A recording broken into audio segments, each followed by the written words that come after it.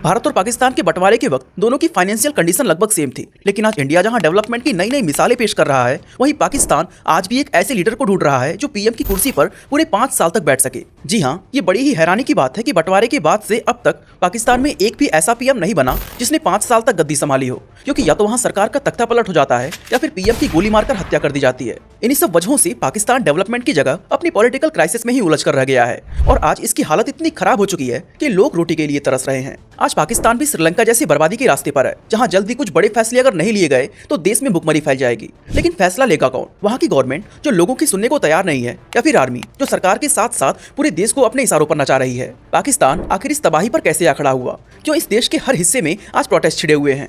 आइए जरा गहराई से जानते हैं। Of a new year, it brings a sense of hope, a hope to achieve new goals, new achievements. But for those living in Pakistan, the year 2023 remains the same as the previous one. दोस्तों, पाकिस्तान के बारे में कहा जाता है कि ये देश ऊपर वाले के भरोसे चलता है एंड वहाँ की अनस्टेबल गवर्नमेंट और देश के लंबे टाइम से चल रहे तनाव से ये स्टेटमेंट काफी हद तक सच भी लगता है, क्योंकि सेपरेशन के इतने साल बाद भी अगर कोई देश अपना पीएम ढूंढने में ही लगा हो तो देश में क्राइसिस तो आएंगे ही। हर बार पॉलिटिकल ड्रामा होने के बाद इस देश को पीएम तो मिल जाता है, लेकिन 5 साल का टाइम पीरियड खत्म होने से पहले ही उसका तख्ता पलट हो जाता है। पाकिस्तान के first prime minister Liaquat Ali Khan की बात करें तो वो 4 साल 2 महीने तक पीएम के पोस्ट पर रहे थे, क्योंकि 1951 में रावलपिंडी के कंपनी बाग में एक स्पीच के दौरान उनकी गोली मारकर हत्या कर दी गई। इस शूटआउट में कहा जाता है कि पीएम लियाकत अली खान पर सईद अकबर नाम के एक शख्स ने गोली चलाई थी, जिसे एक पुलिस वाले ने वही ढेर कर दिया था। हालांकि इस बात का अब तक कोई स्ट्रॉन्ग एविडेंस नहीं मिल पाया है और ना ही ये गुत्थी कभी सुलझ पाई। लियाकत अली के मर्डर के बाद ख्वाजा निजामुद्दीन को पाकिस्तान का पीएम बनाया गया, जो उस समय गवर्नर जनरल हुआ करते थे, लेकिन 2 साल बाद उनसे भी गद्दी छीन ली गई। फिर उनके बाद प्राइम मिनिस्टर की सीट मोहम्मद अली बोगरा ने संभाली, लेकिन हैरानी की बात यह है कि उन्हें भी सिर्फ 2 साल में ही कुर्सी से हाथ धोना पड़ गया। इसके बाद चौधरी मोहम्मद अली प्राइम मिनिस्टर बने, लेकिन उनकी खुद की ही पार्टी मुस्लिम लीग उनके अगेंस्ट हो गई और उन्होंने 1 साल के अंदर ही अपने पद से इस्तीफा दे दिया। इस इस्तीफे के बाद हुसैन सईद सोहरावर्दी ने मुस्लिम लीग से हाथ मिलाकर पीएम की गद्दी पर बैठे, लेकिन हुसैन सईद की भी इस पार्टी से नहीं बनी। साथ ही उस टाइम के प्रेसिडेंट इस्कंदर अली मिर्जा से उनके मतभेद हो गए, जिस वजह से उन्हें भी अपने पोस्ट से इस्तीफा देना पड़ा। इनके बाद भी जितने नेता प्राइम मिनिस्टर की कुर्सी पर बैठे वो कभी भी 5 साल तक नहीं टिक पाए। कभी किसी का तख्ता पलट हुआ तो कभी उन्हें डर्टी पॉलिटिक्स की वजह से खुद ही इस्तीफा देना पड़ा। दोस्तों, 1973 में पाकिस्तान का नया कॉन्स्टिट्यूशन बना और उसी साल 14 अगस्त को जुल्फिकार अली भुट्टो पाकिस्तान के पीएम बने। उन्होंने अपने टाइम में इकोनॉमिक रिकवरी की और देश के लिए कई बेहतर फैसले भी लिए, लेकिन 1977 आते आते उनकी पाकिस्तानी सेना से ना जाने क्या खटपट हो गई कि आर्मी ने इनका भी तख्ता पलट कर दिया। लेकिन बात सिर्फ तख्ता पलट तक ही नहीं रुकी, बल्कि उस समय के जनरल जियाउल हक ने भुट्टो को जेल में डालकर उन पर मार्शल लॉ लगा दिया, जिसके बाद लाहौर हाई कोर्ट ने भुट्टो को मर्डर के केस में फांसी पर चढ़ा दिया। इस तरह के मर्डर्स, तख्ता पलट और करप्शन ने पाकिस्तान को कभी भी एक स्ट्रॉन्ग कंट्री नहीं बनने दिया और अंदर ही अंदर उसे खोखला करता गया। दोस्तों, नवाज शरीफ के करप्शन की कहानी शायद आपने भी सुनी होगी। एक्चुअली 2013 के इलेक्शन में तीसरी बार नवाज शरीफ पाकिस्तान के पीएम बने और ये इकलौते ऐसे नेता थे जो 3 बार पीएम की गद्दी पर बैठे थे। लेकिन उनकी मुश्किलें तब बढ़ी जब पनामा पेपर्स लीक में उनका नाम सामने आया। उसके बाद सुप्रीम कोर्ट ने नवाज शरीफ पर आजीवन किसी भी गवर्नमेंट पोस्ट पर बैठने से बैन लगा दिया एंड जुलाई 2018 में उन्हें इनकम से ज्यादा असेट्स रखने का गिल्टी माना गया और इस जुर्म में उन्हें 10 साल के लिए जेल भेज दिया गया। लेकिन नवंबर 2019 में उनकी तबीयत खराब हुई और उन्होंने लाहौर हाई कोर्ट से इलाज के लिए अब्रोड जाने की परमिशन मांगी। अब हाई कोर्ट ने उन्हें 4 हफ्ते के लिए परमिशन तो दे दी, लेकिन 3 साल से ज्यादा वक्त बीत गया, लेकिन आज तक नवाज शरीफ घर नहीं लौटे एंड बाद में उन्हें भी भगौड़ा डिक्लेयर कर दिया गया। दोस्तों, पाकिस्तान को नेताओं ने तो लूटा ही, लेकिन रसिया यूक्रेन वॉर ने इस देश की कमर और तोड़ दी। दरअसल रसिया ने जब यूक्रेन के साथ मिलिट्री ऑपरेशन की अनाउंसमेंट की तो उससे 1 दिन पहले ही पाकिस्तान के उस समय के पीएम इमरान खान वहां 2 दिन के दौरे पर गए थे। अब एक तरफ जहां रसियन आर्मी यूक्रेन पर मिसाइल बरसा रही थी, वहीं दूसरी तरफ इमरान खान पुतिन से मीटिंग कर रहे थे। ऐसे में काफी लोगों ने इस बात को ट्रोल करना शुरू कर दिया कि पाक पीएम इस वॉर का रिबन कट करने गए हैं। इससे कई देशों का पाकिस्तान से मनमुटाव शुरू हो गया।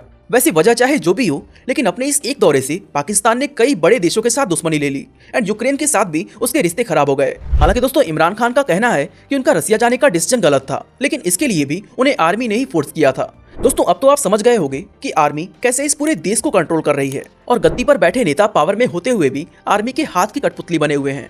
आपको बता दें कि पाकिस्तान के इलेक्शन कमीशन ने इमरान खान पर पीएम पद का गलत इस्तेमाल करने, गैरकानूनी तरीके से सरकारी गिफ्ट सेल करने और प्रॉपर्टी जमा करने के आरोप में अगले 5 साल तक चुनाव लड़ने पर बैन लगा दिया है।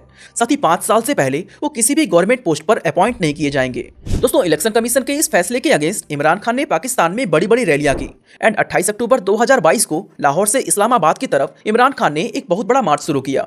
लेकिन इसी रैली के दौरान 3 नवंबर 2022 को इमरान खान पर गोली चल गई। मतलब फिर से वही इंसिडेंट जो पिछले 70 सालों से होती आ रही थी। इमरान खान के पैर में गोली लगी, 3 नेताओं को गंभीर चोटें आईं और एक प्रोटेस्टर की जान चली गई। इस इंसिडेंट ने पूरे पाकिस्तान में अफरा तफरी मचा दी। पब्लिक सड़कों पर उतर आई और उन्होंने करंट पीएम के खिलाफ प्रोटेस्ट करना शुरू कर दिया। लेकिन इस हमले के पीछे था कौन, ये अभी भी मिस्ट्री बना हुआ है। दोस्तों, आज पाकिस्तान में इससे भी बड़ा चैलेंज है पाकिस्तान का बढ़ता हुआ इन्फ्लेशन रेट। जी हाँ दोस्तों, पाकिस्तान में बढ़ते सियासी वॉर के बीच महंगाई ने भी पाकिस्तान की कमर तोड़ दी है। ऐसे में यहाँ भी वही हाल हो सकता है जो अभी कुछ दिनों पहले श्रीलंका में हुआ, क्योंकि एक तो यहाँ इन्फ्लेशन रेट आसमान छू रहा है एंड दूसरा फॉरेक्स रिजर्व कम हो रहा है। साथ ही लोगों को पेट्रोल के बढ़ते दाम ने भी परेशान कर रखा है। दोस्तों, बाकी देशों की तरह पाकिस्तान भी पेट्रोल पर सब्सिडी देता था, जिसके लिए उसे हर साल एक बहुत बड़े लॉस से गुजरना पड़ता था। इन लॉसेस को कम करने के लिए उसने ऑयल सब्सिडी को कट डाउन करना शुरू कर दिया, जिसका असर ये हुआ कि अचानक से पेट्रोल के प्राइस में उछाल आ गया। एक तो पहले ही रसिया यूक्रेन वॉर ने ऑयल के दाम में आग लगा रखा था, जिससे सिर्फ 10 महीने के अंदर ऑयल का प्राइस 38% तक बढ़ गया। लेकिन जब पाकिस्तानी गवर्नमेंट ने सब्सिडी कट की तो सिर्फ 2 महीने के अंदर पेट्रोल का प्राइस 57% और बढ़ गया। वहीं पेट्रोल के साथ साथ रोजमर्रा में यूज होने वाली चीजें जैसे 1 लीटर दूध की कीमत 150 रुपए, चीनी 100 रुपए किलो, अंडे 141 रुपए डजन एंड टमाटर 80 रुपए किलो तक पहुंच गया है। दोस्तों, इससे आप अंदाजा लगा सकते हैं कि वहां के लोगों पर महंगाई का क्या असर पड़ रहा होगा। पाकिस्तान के फेडरल ब्यूरो ऑफ स्टैटिस्टिक्स यानी FBS के अकॉर्डिंग अक्टूबर 2018 से अक्टूबर 2021 तक इलेक्ट्रिसिटी का रेट 57% बढ़ गया है, जो कि दोस्तों बहुत ही बड़ा डिफरेंस है। एंड इसी के चलते पाकिस्तानी गवर्नमेंट इलेक्ट्रिसिटी की खपत कम करने के लिए नए नए नियम बना रही है। जैसे देश में बाजारों को रात 8:30 बजे तक ही बंद कर दिया जाए, मॉल और मैरिज हॉल रात 10 बजे तक ही ओपन रहेंगे, इलेक्ट्रिक फैंस और बल्ब्स का प्रोडक्शन जुलाई 2030 तक को सस्पेंड कर दिया जाए। साथ ही गवर्नमेंट ऑफिसेस में इलेक्ट्रिसिटी का यूज कम करने के लिए सारी मीटिंग्स दिन के उजाले में की जाए। पाकिस्तानी गवर्नमेंट को लगता है कि इस तरह के नियमों से वो 30% तक बिजली की खपत कम कर सकते हैं, जिससे 62 अरब रुपए की बचत होगी। दोस्तों, इलेक्ट्रिसिटी के अलावा पाकिस्तान के कई हिस्सों में आज वीट क्राइसिस आ गया है एंड अगर इससे जल्द ही नहीं निपटा गया तो कुछ ही दिनों में पाकिस्तानी लोगों की थाली से रोटी भी गायब हो सकती है। अगर हम इस्लामाबाद की बात करें तो वहाँ रोजाना 7,60,000 किलो गेहूं की खपत होती है, लेकिन आज सिर्फ 4,20,000 किलो गेहूं की सप्लाई ही मिल पा रही है। एंड इसका सबसे बड़ा वजह है पाकिस्तान में आई हुई बाढ़, जिसने सिर्फ फसलों को ही बर्बाद नहीं किया बल्कि 3.3 करोड़ से भी ज्यादा लोग बेघर हो गए। 1300 लोगों की मौत हुई, 82 लाख एकड़ की फसलें बर्बाद हो गईं एंड इससे पाकिस्तान को टोटल 12 अरब डॉलर का नुकसान हुआ। ऐसे में पाकिस्तान के बढ़ते इन्फ्लेशन और गरीबी का जिम्मेदार अनस्टेबल गवर्नमेंट के साथ साथ ये बाढ़ भी है। दोस्तों, ये सारी प्रॉब्लम्स तो थी ही कि तभी बलूचिस्तान का सेपरेटिस्ट मूवमेंट ने जोर पकड़ लिया।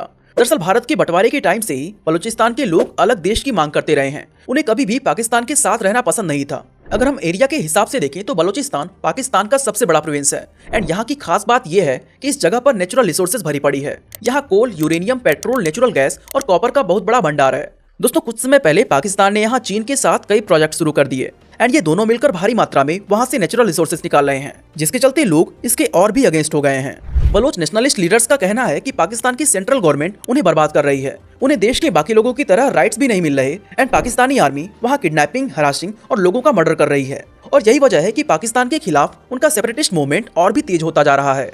दोस्तों, बलूचिस्तान एक ऐसा प्रोविंस है जो कभी पूरी तरह पाक गवर्नमेंट के कंट्रोल में नहीं रहा है। यहाँ गवर्नमेंट से ज्यादा कबीलाई सरदारों की चलती है। इन लड़ाकू कबीलों का अपना अलग और हैरान करने वाला कानून है, जिसके तहत हाथ के बदले हाथ और सिर के बदले सिर काटने की परंपरा चली आ रही है। दोस्तों, आज पाकिस्तान इस समय बहुत सारी सीरियस प्रॉब्लम से जूझ रहा है और जल्द ही अगर इन प्रॉब्लम्स का कोई स्ट्रॉन्ग सोल्यूशन नहीं निकाला गया तो ये देश पूरी तरह बर्बाद हो सकता है। वैसे दोस्तों, आप पाकिस्तान की इस हालत का जिम्मेदार किसे मानते हैं? अपना जवाब हमें कॉमेंट करके जरूर बताएं।